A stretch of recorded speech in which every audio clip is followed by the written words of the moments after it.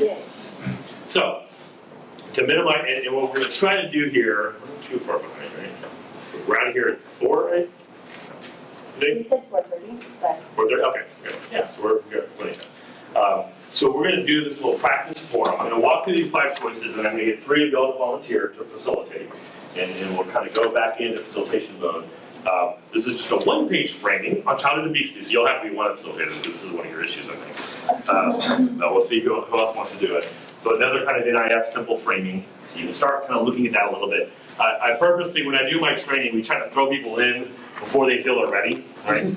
Particularly because I work with really smart students. You know, they're honor students that apply for my program, I get to handpick them. And they normally think this is going to be pretty easy, right? So the sooner I throw them in to try to facilitate, the more they realize, like, man, I'm doing 10 things at a time. So then they take the lectures and the discussion a little more seriously as they got to go through. But this page 57 is kind of the easy, kind of quick. Here are 5 basic moves that basically facilitate. This is all encompassing. There's other moves facilitators make, right? But if you get these 5 moves down, you're in pretty good shape. Before the 5 basic moves, the first thing that we normally do is a starting question. My starting question for every approach was a very broad one. It's the first initial reactions. What do y'all think about this approach? What do you like? What do you not like? I add the what do you like or not like just to frame it that that's the conversation we want to have is appreciations and concerns, right? Again, to kind of frame the notes. But then there's 5 other moves that we make. The first move is move on. You notice that almost every single time someone wanted to talk, right? Most times there was 2 or 3 hands up when I asked the question, and I kind of had to organize things. So I think I gave you the next page too, right? Yeah, 58. So 58 talks about stacking. What stacking is, y'all might already know this as professors, it's just the order of people talking, right? So people raise their hands, I might have said, okay, we'll start here, and then we'll go here, and then we'll go to Ashley or whatever, right? We do the stacking because if you don't, people, if it's first one to talk wins, right? Everyone is focused on raising their hand and getting my attention or whatever. So by me acknowledging, or the same thing, as someone was talking, if someone else raised their hand, I try to look at them, make eye contact, and kind of point to them, okay, I see you, right? So they can stop focusing on getting my attention and hopefully actually listen to the person already talking, right? But this is another thing that we learned that, again, people showed up because they care about the issue. They decided to spend their time, right? So when I asked the question, normally everyone wanted to talk, right? So say I asked the initial question, 5 people want to talk, I let you talk first. You start, you say something for 2 minutes, but you both raise your hand. So I call, I'll go here, then here, and she says something really interesting, or provocative, or controversial, or whatever, right? But if I go to you next, right, you're not responding to her because you raised your hand before she talked, right? So we realized if we followed the stack, we would have an individual collective opinion. We would not have interaction. We didn't have discussion, right? So then we recognized that the stack is not the next person to speak, right? The next person in line is almost like the next person to change the topic, right? So as a facilitator, if 3 people were in line, okay, we'll go here, then Ashley, and then you spoke, when you finish speaking, I have a decision to make, right? Do I go on to the next person, or do we talk about what you talked about first, right? And we saw that from the very beginning, right? I think Thomas was the first. Oh no, maybe we're good. The question becomes, because you have this impulse, like, I want everyone to talk first, right? But then the first person says something that you want to dig deep into, right? So what I would do is, if you said something that's interesting enough that I wanted to spend some time on, I wanted to do depth versus breadth, right? I might say, okay, I know you're next, right? But let's stick with this for a minute, right? Or I might ask them different questions with that, and you'll see the different questions that we can ask, right? That's one of the basic moves of a facilitator. Just because you have 5 people in line, right? You want to honor the stack. So I normally would say, I know you're next, but, right? And then after we kind of go through, okay, so who, you want to go. But again, it's that concept of the stack is the next person to kind of start a new thread of conversation versus the next person to speak. Right? And one way to visualize this is the notes, and again, we probably didn't get it. I didn't pay too much attention to this because, again, there were too much behind me, right? But what I want notes from this is like, here's a topic, here's 4 or 5 comments about the topic. Here's another topic, and here's 4 or 5, instead of here's 20 comments, right? The topic and 4 or 5 comments means people are interacting, right? So move on is just pick the next person. That's most of your intervention, but that is complicated.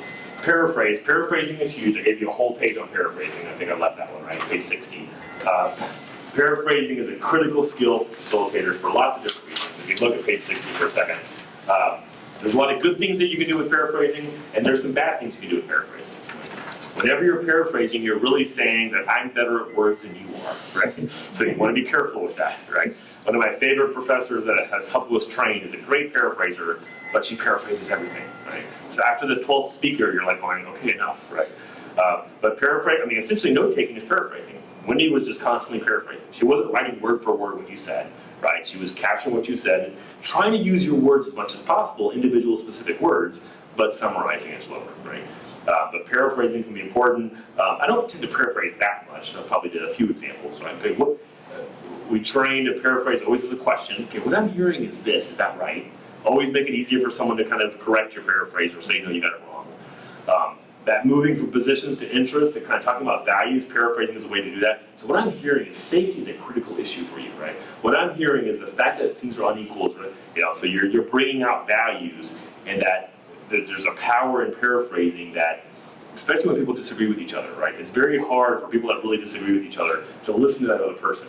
But your paraphrase might all of a sudden like, oh, that's what they're saying, and shift that conversation. So there's a lot of power, I think, in paraphrase. We have our students do paraphrase practice. We make them watch city council meetings, so the one at a time with a microphone, and pause it between each person, say paraphrase. Right? And at home, they can do paraphrase practice, right? Or watch a debate, right? And after someone makes an argument, pause and say, how would you paraphrase? How would you pull the actual argument there? Sometimes the paraphrase is huge for the note taker. If the note taker is frozen, doesn't know what to write, right? For the facilitator to paraphrase. You can ask other participants, you can ask people to paraphrase themselves. So that intervention when people are talking too much to say, can you summarize? No, I want to make sure we get this in a note right. But can you summarize what you're saying in one sentence, right? You're asking them to paraphrase, right? A great move for conflict when if you teach says that two people are going back and forth, but I like to say is, can someone else help us here? What are we arguing about? What's the difference here, right? Let someone else kind of paraphrase that. A gets them to stop talking, right? It gets someone else talking, right? But it also changes the conflict, gets everyone else to talk about that conflict, right? Instead of them dominating the conflict. So paraphrase is very powerful, but again, it's also difficult. Well, paraphrase also deals with, this is controversial in some ways, you can see, but part of the problem with deliberation is you're relying on people having a quality of being able to communicate well. And some people communicate better than others, right? Some people are better communicators, some people are more educated, some people English is their second language, sometimes it's not, right? So sometimes the facilitator can play a critical role in equalizing things, that people that aren't as good at expressing themselves, the facilitator can hopefully, as a good listener, pull out their idea and paraphrase it, right? But at the same time, that's a power move, right? That's also kind of saying, gee, I'm better at this, So we've got to be careful in that sense of using paraphrase too much to say that I speak better than you, right? I'm a much gooder speaker. But that's part of that process, right? So paraphrasing is a critical part. Jump back again to then the last three basic moves are types of questions, right? And try to model these as we went through. So first is a probing question or a follow-up question. So a probing question is a question to the person that just spoke, right? So I'm digging deeper. I'm getting them to explain a little bit more, right? Very first thing Thomas talked about is I really like math classes, right? I pushed you a little bit on that. And you notice it's called tracking, right? Because you said two things. I like the math classes, but I don't know if I like the businesses being involved, right? So I kind of split that to take them one at a time. Okay, let's talk first about math, right? I asked the probing question first, right? Tell me why is math important to you, right? To kind of get that out a little bit. And then I asked a reaction question. What do people think about that? Right? So probing and reaction on the next one. So probing is asking that person to dig a little deeper. People tend to make lots of surface arguments. I really like approach 2. Tell me why you like approach 2, right? Tell me why that's important to you. Why do you care about that, right? So you're following up in a sense to get them to talk about it. And then the reaction question is you're sticking with the topic, but you're getting other people to react. What do people think about that? Right? Before we move on, you notice one time Maria raised her hand in the middle of someone talking about what it was. I didn't know if she was reacting to that idea or just something else popped in her head, right? So I kind of asked, is it about this or something else? Right? And again, that's that controlling, because the person just said something that was useful. I want to spend some time on it, right? But the new hand going up, you don't know if, I want to react to that for the news. You control that somewhere. Right? And then hopefully go back to Maria when you're ready to move on. Right? So then the last question is a transition question. This is where you actually change the subject. Right? This is where you as a facilitator, and one of our techniques, I told you earlier that these little 1-page, 2-page kind of handouts, we call them a placemat, right?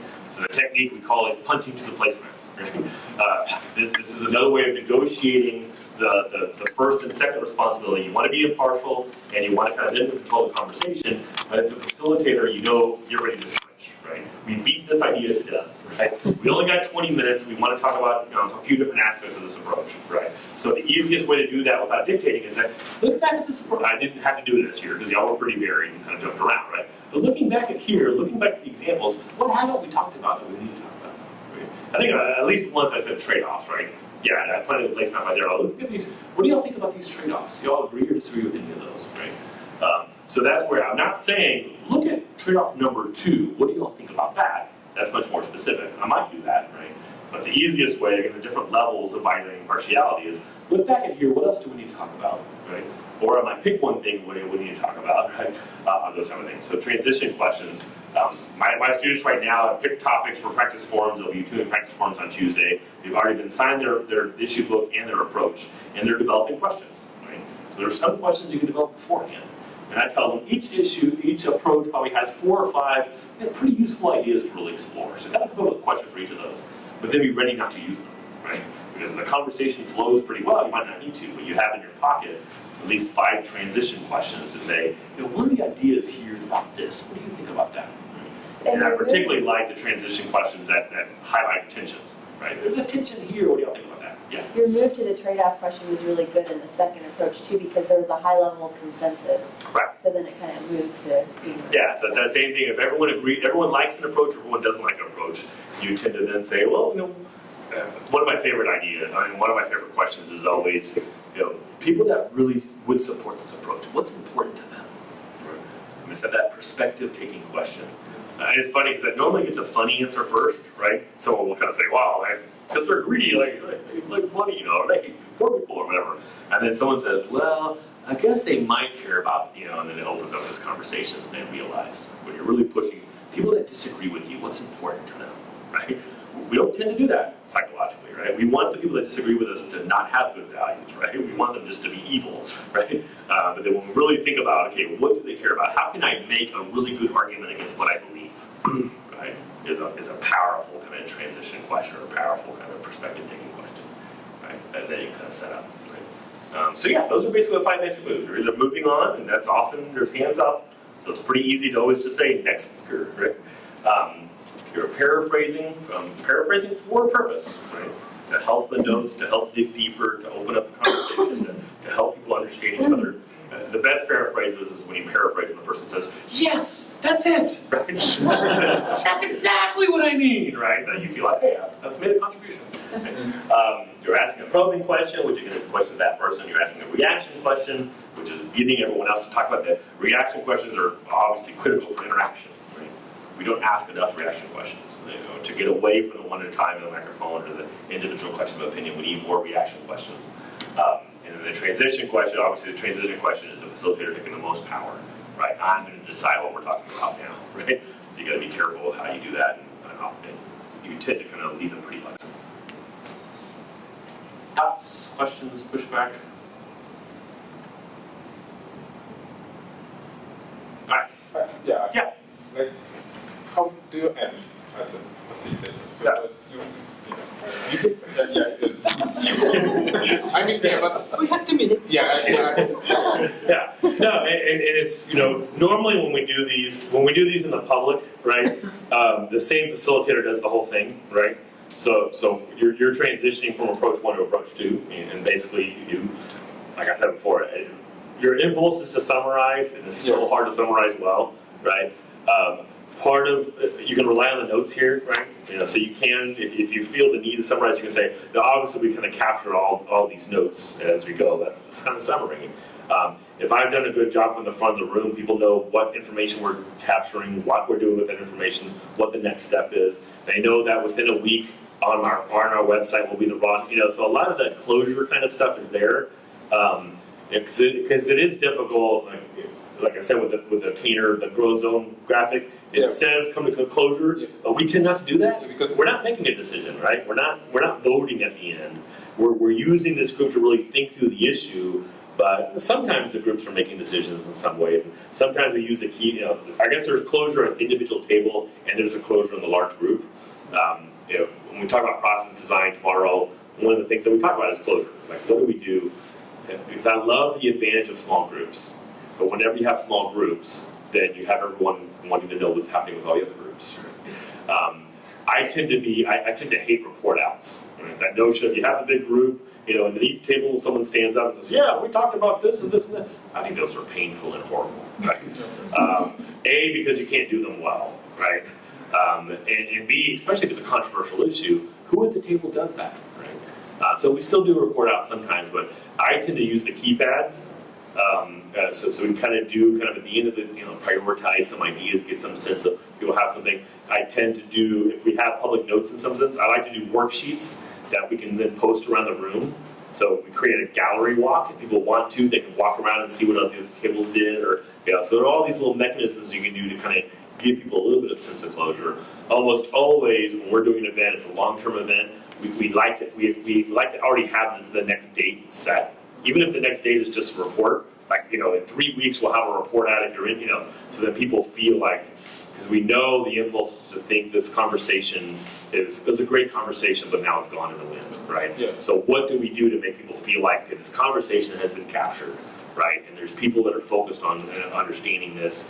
And another way we do this is most of our events are based on prior conversations, right? Whether it's a survey or those type of things. So we normally start our event saying, this is what we heard last time, right? This is what we're doing this time because, so people who went to the last event feel heard, like, oh wow, they're actually reacting to what we talked about. And then also, hopefully they take a little bit more, solace in the sense of, well, they listened to the people last time, so hopefully they'll be listening to us this time. Right? And that becomes a chilling effect. That's one of my concerns, that people that do this work that aren't situated there, that don't have a long-term view, is you can have a great conversation, but if you have a great conversation and nothing ever happens from it, it creates a chilling effect, and they're less likely to show up the next time and those type of things, right? Yeah, So, that's yeah, so I took it a little broader than you're at, the closure is, the table has I closure. think the hardest part, actually, Yeah. maybe, because you have all of those ideas, Yeah. and then you have to choose something. Yeah, and I guess one of the things that we do for closure is we tend to have surveys, right? And we look, like one of my favorite questions at the very end, and we normally do this as a round, is, we've just had this 2-hour conversation. Say we're doing something for the city council, we might have a question of, what's the most important thing that you think the city council should know from this conversation, right? And we ask them to write it down. We'll say, we'll type it up word for word, right? So then we always have this, so they've had this full conversation, they've seen the different sides of the issue, and that's kind of another way to provide closure. People feel like, okay, I'm going to write this down, and these very words are going to go in front of the city council in some senses. We'll collect all those. So yeah, there's a lot of little kind of processing that we think about. I think too, Yeah. like, it's also how you communicate what the point of the deliberation is. So like, if you're doing it in your classroom, and we have tons of research, even on the events that we've done at UHD, that these events increase learning, increase understanding of other people, increase understanding of our own position, increase knowledge. So it can even be couched, like if you're doing it in a classroom, as just for the educational benefits. Yeah. It doesn't always have to move to action, depending on what you're trying to do. Yeah. Yes. And there's, some people have taken a much more social scientific bent to this work. So we do have empirical work of like, to what degree has there been knowledge gains, and to what degree has there been significant movement of opinion, that kind of stuff that shows this work. Right? Yeah, that closure is kind of a tough thing. I tend, like say if we do an NIF stuff, I really don't want to do a vote at the end in terms of which approach do you like the most, right? Because then that becomes the story, right? And we want to keep it at the arguments in a sense. So that's why we try to kind of do these worksheets. Like when we were doing the river stuff, right? We had people complete worksheets that were based on the NIF model, because the river we had these 4 approaches of how do we deal with water. Like we slow down growth, that we increase water conservation efforts, that we do more water storage, like build more reservoirs, or we kind of take water from 85% of the water goes to agriculture now, right? So like the recognition that we can't have that much agriculture. We need to kind of spread the water around more, right? So we have these 4 approaches, and none of them magic bullets, all of them have trade-offs. And then we had these worksheets that at the end of each approach, we gave people like 3 minutes to write. Okay, from that approach, what did you like the most when? And it was interesting because it was a very polarized issue, right? So we knew some people really didn't want new storage, and some people really didn't want agriculture to be affected at all, and this kind of stuff. Some people really wanted, in our community in particular, there's a lot of no growthers, right? Let's not let anyone else in, right? Which isn't realistic, right? The only way to really stop people coming to your community is to make your community suck, right? And that kind of defeats the purpose, right? But through the conversation, people filled in all the boxes. We thought people would fill in, like, these are the reasons why I like my approach, and these are the reasons I don't like another approach. But the fact that people admitted to flaws in their perspective and recognized advantages of their opposing perspective, I think was huge, right? But, so they filled out those worksheets, and after the 4th approach, we picked up the worksheets, and we had a few more questions at the table, but then as there was still conversation, I, along the wall, kind of put these all up. We had all these, easels, and we just taped up every single one of those worksheets, so that people can kind of get up at the end and look at everyone else's work, right? And plus, we told them, as soon as we leave here, I'm going back to my office, I'm scanning all of these, they'll be online by 10 o'clock tonight, right? The raw data from everybody, in a sense, right? And that's kind of some of the transparency, so people really feel leaving, like, this matters, people are listening to this. And when people know that the notes taken at the table are going to be typed up in part of the report, they know their specific word is going to be live on, in a sense.